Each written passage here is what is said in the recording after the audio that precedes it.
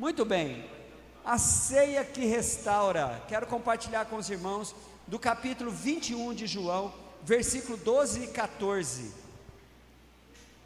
João capítulo 21, versículo 12 e 14.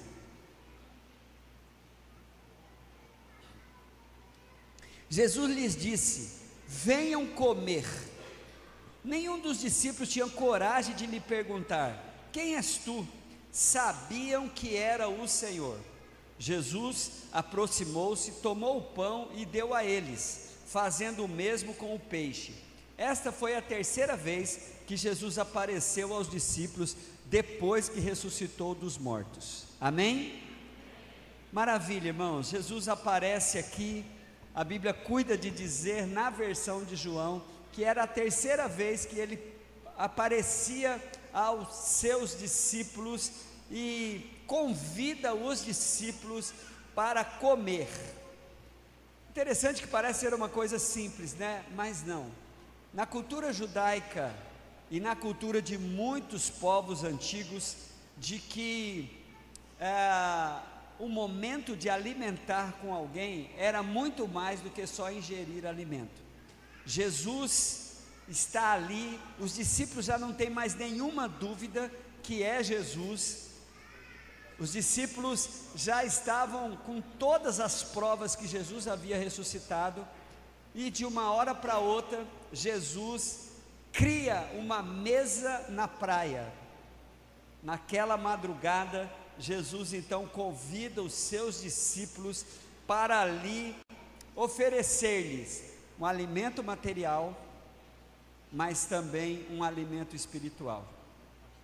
É interessante, irmãos, que no comportamento da igreja cristã primitiva, todas as reuniões, havia eu não sei como é que era essa logística.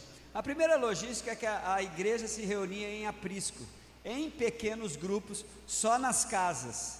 Poucas reuniões eram feitas no santuário, até porque os judeus não permitiam que o santuário era usado para isso. Mas depois do ano 70 da era cristã, quando Roma foi invadida pelo general Tito e o templo foi destruído, a igreja andou por cerca de 3 séculos fazendo reuniões nas casas, pequenas reuniões em várias casas, como a gente experimenta aqui ainda em aprisco, e podendo ter muito mais aprisco.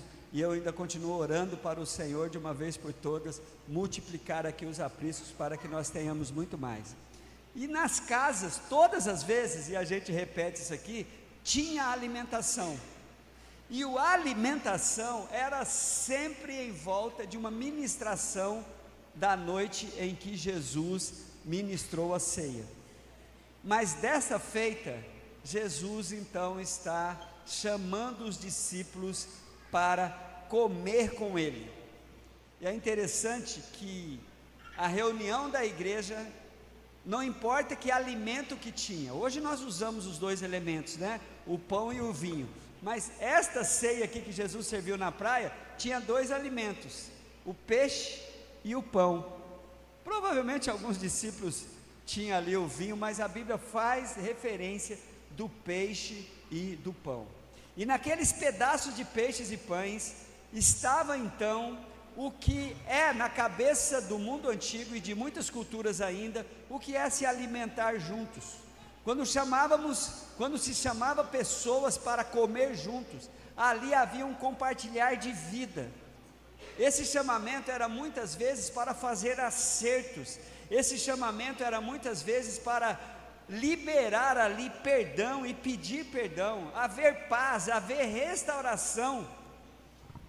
E os discípulos tinham na cabeça, irmãos, e Jesus sabia que eles tinham na cabeça e no coração, que eles tinham quebrado o relacionamento com Jesus, porque a gente vem sempre à cabeça, à mente, que Pedro negou Jesus, mas a Bíblia em Marcos 14:50 diz que todos os seus discípulos o abandonaram e fugiram.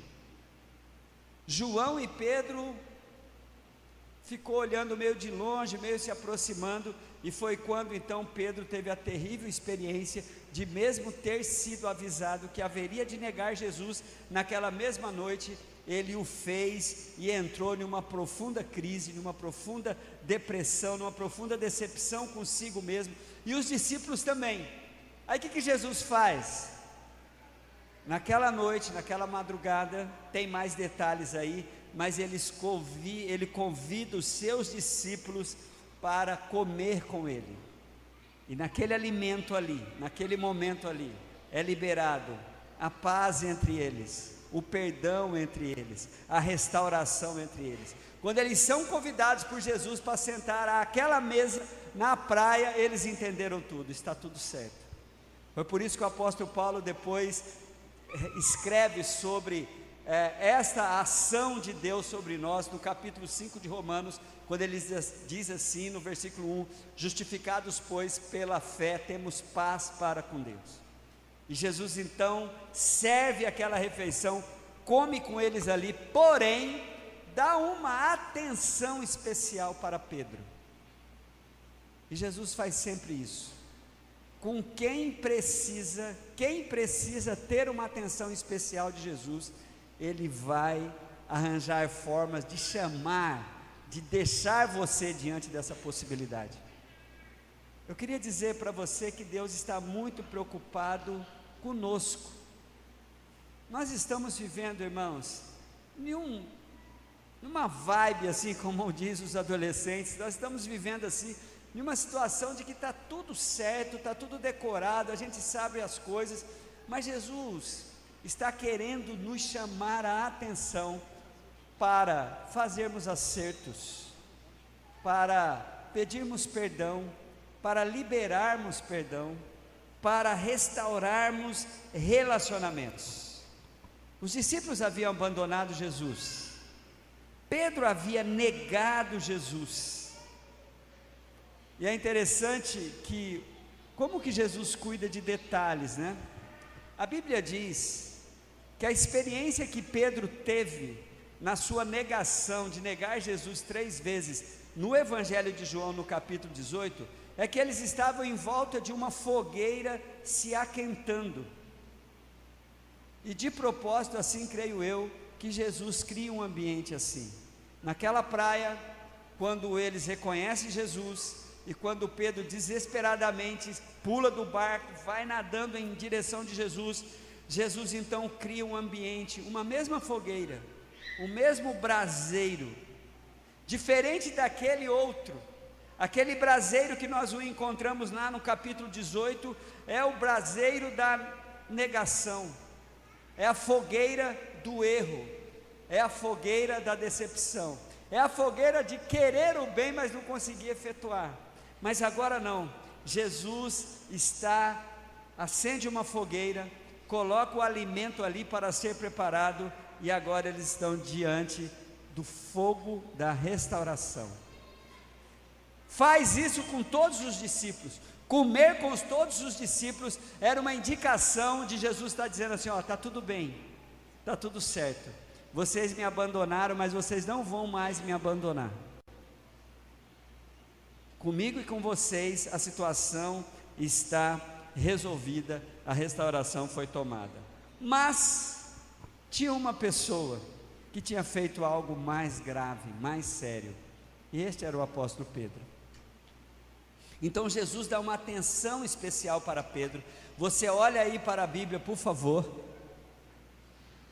no capítulo de número 21, a partir do versículo 15, 16 e 17, a Bíblia diz assim, ó: depois de comerem, depois de se saciarem, Jesus então trata diretamente com Pedro. Simão, filho de João, você me ama realmente mais do que esses? Disse ele. Sim, Senhor, tu sabes que eu te amo.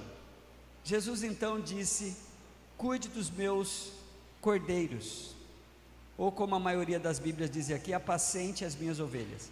Novamente Jesus disse: Simão, filho de João, você realmente me ama? Ele respondeu: sim, Senhor, tu sabes que eu te amo. Disse Jesus as mesmas palavras: pastorei as minhas ovelhas. Pela terceira vez, Jesus lhe disse: Simão, filho de João, me ama? Pedro ficou magoado na versão da NVI, por Jesus lhe ter perguntado pela terceira vez: você me ama?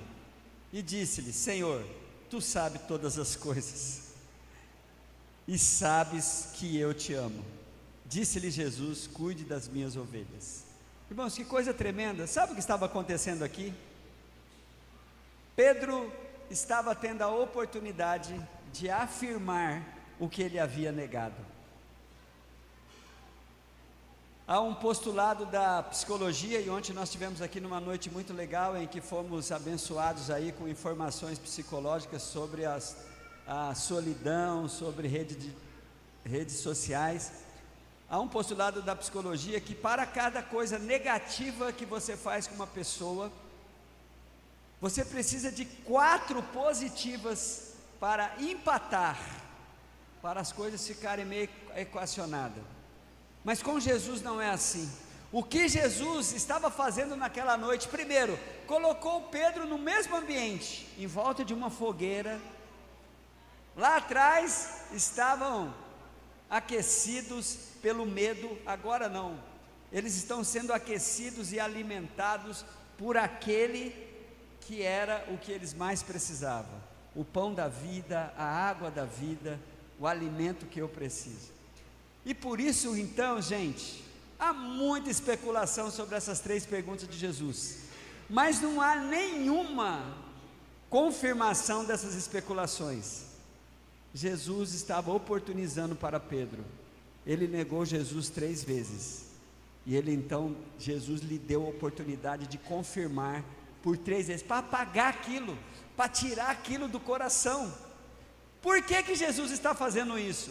Porque Jesus está dando o antídoto da cura. Jesus não fala: você me ama mesmo, né? Então por que você me negou? Não, Jesus está falando: Pedro, você me ama? Quer demonstrar o seu amor para comigo? Cuide de pessoas, cuide das minhas ovelhas, seja um bênção, seja um canal de bênção.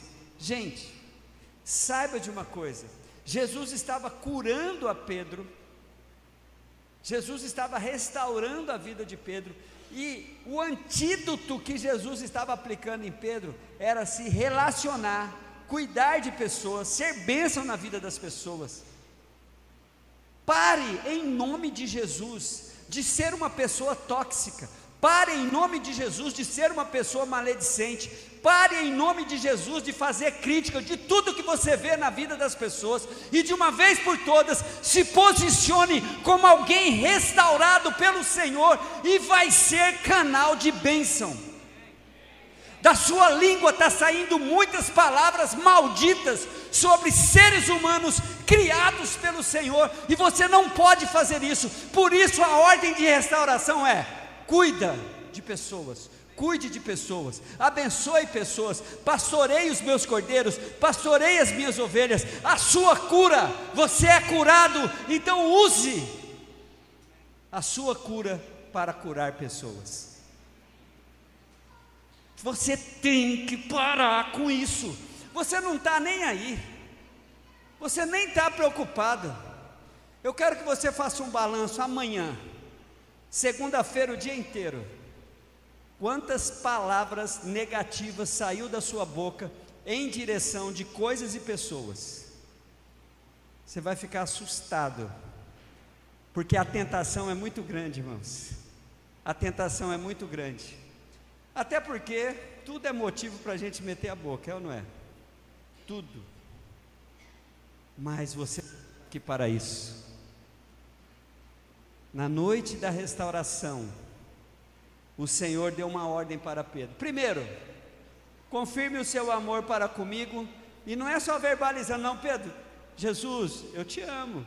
Jesus, o Senhor sabe que eu te amo. Aí ele ficou, a minha Bíblia diz que ele ficou meio chateado, falou: caramba, como Jesus está perguntando? Senhor, o Senhor sabe todas as coisas, o Senhor deve estar vendo o que eu não estou vendo. O Senhor sabe que eu te amo. E Jesus não está nem aí para a crise de Pedro, ele só está dando, falando: então Pedro, você me ama? Prova isso. Prova isso.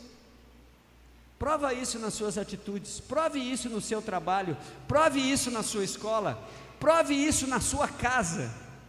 Como eu disse para os batizandos esta semana, o lugar mais difícil de testemunhar é dentro de casa, porque como nós somos estimulados a ser ruins dentro de casa.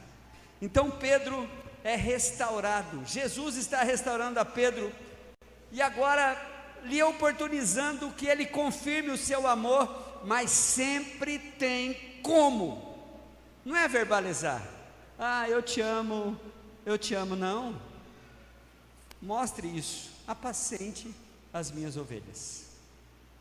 Uma noite como essa, queridos, é a noite em que o Senhor está colocando a mesa, nós vamos sentar a essa mesa espiritualmente falando, e o Senhor quer estabelecer uma paz entre Ele e você. O Senhor quer que você saiba que não existe um erro seu que seja maior do que o amor dEle. O Senhor quer que você restaure o relacionamento com Ele, mas também restaure o relacionamento com as ovelhas dEle. Que essa seja o seu desafio para este culto. Eu desafio você nessa ceia a ouvir a voz de Jesus. Você me ama? Você me ama? Você me ama? Então, prove isso no relacionamento que você tem com quem eu amo, diz Jesus, as minhas ovelhas.